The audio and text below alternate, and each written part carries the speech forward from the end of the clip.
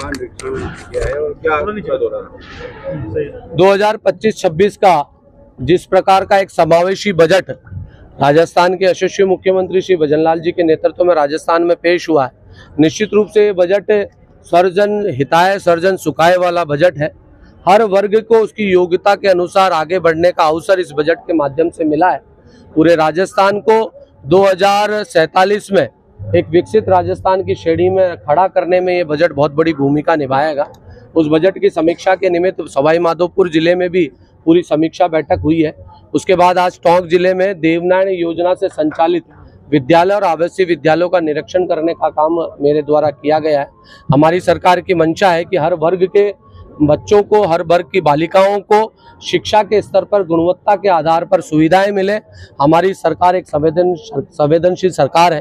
Devnarayan board के माध्यम से संचालित प्रदेश भर के जितने भी छात्रावास है, आवासीय विद्यालय हैं, उन सब का निरीक्षण करने का काम चल रहा है। जहाँ जहाँ हमें कमी देखने को मिलती है उसको हम सुधारने का प्रयास करते हुए एमबीसी वर्ग को अच्छी गुणवत्ता पूर्वक सुविधाएं मिले, उसके लिए प्रयास किए जा रहे हैं। उसी कड़ी में आज टोंक जिले में जो गुर्जर छात्रावास, गुर्जर समाज के युवाओं द्वारा यहाँ पर स्वागत कार्यक्रम किया गया और इनके बीच में बातचीत करने का अवसर मिला।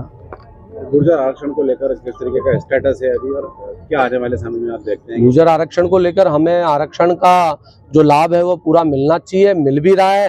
और पूरा समाज, चूंकि ये मुद्दा किसी एक व्यक्ति, एक नेता का नहीं, एक पार्टी का भी नहीं, राजस्थान की 8 करोड़ जनता ने, मैं एक बात आज स्पष्ट कर दूं, निश्चित रूप से गुर्जर समाज के 72 लोगों ने बलिदान दिया और कर्नल किरोड़ी सिंह जी का बेसला जी के नेतृत्व में हमने संघर्ष किया।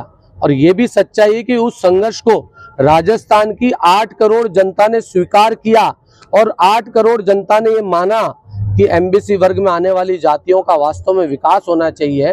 और 8 करोड़ जनता का हमारे को एक मोरल सपोर्ट मिला, इसके कारण सरकारों ने हमें आरक्षण दिया। आरक्षण मिलता रहना चाहिए और मिल रहा है और हमारी सरकार भी इसके लिए पूरी तरह से प्रतिबद्ध है कि एमबीसी वर्ग के आरक्षण में किसी प्रकार की कोई कोताही न बरती जाए। डॉक्टर करोड़ी लाल मीणा ने कल फिर कहा है कि मेरे फोन टेप हो रहे हैं। नहीं, मेरे को कल फिर कहा उसकी मुझे जानकारी नहीं है। पूर्व में उन्होंने जो कहा था उसके लिए उन्होंने बहुत स्पष्टता से कह दिया था कि ऐसा कोई विषय नहीं है। और सरकार की द्वारा पटल पर बहुत स्पष्टता से अधिकृत व्यक्ति द्वारा इस बात का के लिए सार्वजनिक रूप से बयान जारी हुआ है कि हमारी सरकार किसी भी प्रकार के फोन टेप करने में विश्वास नहीं करती है। न ही किसी नेता, न ही किसी जनप्रतिनिधि का फोन टेप किया गया। ये काम पूर्ववर्ती सरकार का था। विधानसभा में हंगामा हुआ, मंत्री अविनाश गहलोत ने इंदिरा गांधी को लेकर टिप्पणी की कि वो दादी हैं, क्या मानते हैं टिप्पणी गलत थी? नहीं, उनके बोलने का अर्थ कुछ और था, उसको गलत तरीके से इंटरप्रिटेट किया गया है। और ये भी सच्चाई है कि कांग्रेस ने अब तक पूरे देश भर में जब से शासन जितने वर्षों तक किया, उन्होंने केवल एक ही परिवार को पूरे प्रदेश में दिखाने का काम किया। इस देश में बहुत सारे क्रांतिकारी, इस देश के लिए जीवन देने वाले लोग थे, चाहे एपीजे अब्दुल कलाम साहब हो और बहुत सारे, सुभाष चंद्र बोस हो, भगत सिंह जी हो। तो ये सच्चाई भी है कि कांग्रेस जब तक शासन में रही उन्होंने केवल एक ही परिवार के गुणगान गाने का काम किया।